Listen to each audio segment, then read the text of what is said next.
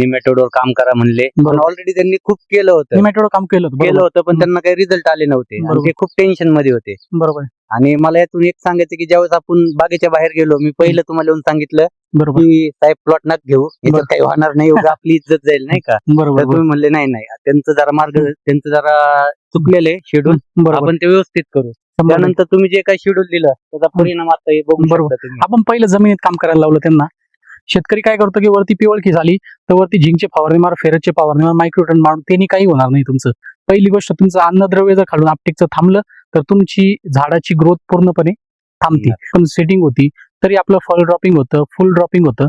तर पहिली गोष्ट, मुळीवरती तुम्ही पहिल्यांदा काम करा आणि मग वरती साईज असेल, तुमच्या सगळ्या गोष्टी असेल, त्यांनी याच्या अगोदर एवढी साईज कधीच नाही पाहिली नाही का, पाहिली. तर त्यांनी कधी याच्या अगोदर निमॅटोडवर नाही काम केलं. काम नाही केलं, आणि त्यांच्या बोलण्यातून मला एक लक्षात आलं असेल की मागच्या वेळेस त्यांना फळाची संख्या सुद्धा जास्त होती पण कधी साईज नाही झाली, साईज नाही झाली. किंवा कमी फळ होते तरी साईज नाही झाली. बरोबर, आज एवढा माल सेटिंग असताना सुद्धा त्यांची एवढी साईज झाली आहे, हेच तर तुमचं खरं मार्गदर्शन आहे. 100%. आपण शेंड्याचं जरी साईज बघितली तर म्हणजे ही 250, 300, 350 ग्रॅम फळ आहे, फळ आहे. काही 400 ग्रॅम फळ आहे.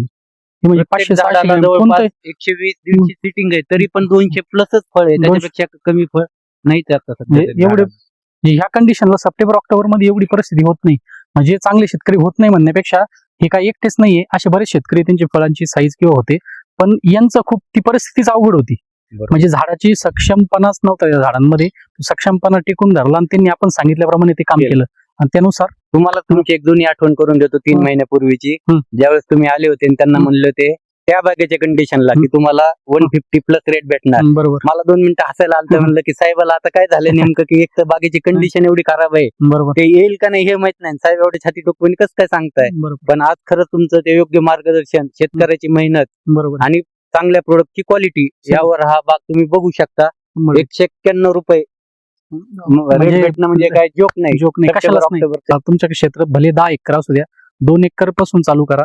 तुमच्या भाजीपाल्यापेक्षा सगळ्यात चांगले पैसे करून देणार आणि कन्सिस्टंट पैसे करून देणार तर डाळिंब पीकच मला वाटतंय. कारण आम्ही पण 22 वर्ष डाळिंब पिकच एक असं आहे की शेतकऱ्याला एक सन्मानयुक्त नाव देऊ शकतं, की म्हणजे शेतकरी असून एक बागायतदाराचा दर्जा त्याला भेटू शकतो.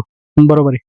तर एवढंच सांगू शकतो की तुम्ही फक्त त्यांचे पहिले एकदा व्हिडिओ पहा, यामध्ये कोणत्याही प्रोडक्टची ऍड केलेली नाहीये, ते कधीही कोणाला शेतकऱ्याला औषध पोहोच करत नाहीये. फक्त आणि जे चांगले रिझल्ट वाले प्रोडक्ट आहेत तेवढेच ते रिकमेंड करतात आणि त्याचे रिझल्ट दाखवतात. यावरूनच शेतकऱ्यांनी त्यांची क्वालिटी ओळखून घ्यायला पाहिजे की हा माणूस स्वतः प्रोडक्ट विकून पैसे कमवत नाहीये, जे योग्य मार्गदर्शन आहे तेच सांगतो. आणि ते जर बघितलं तर मला नाही वाटत कोणी चॅनल फॉलो केल्याशिवाय राहील. त्यातला मी एक आहे की पहिल्या दिवसापासून चॅनलला फॉलो करतो.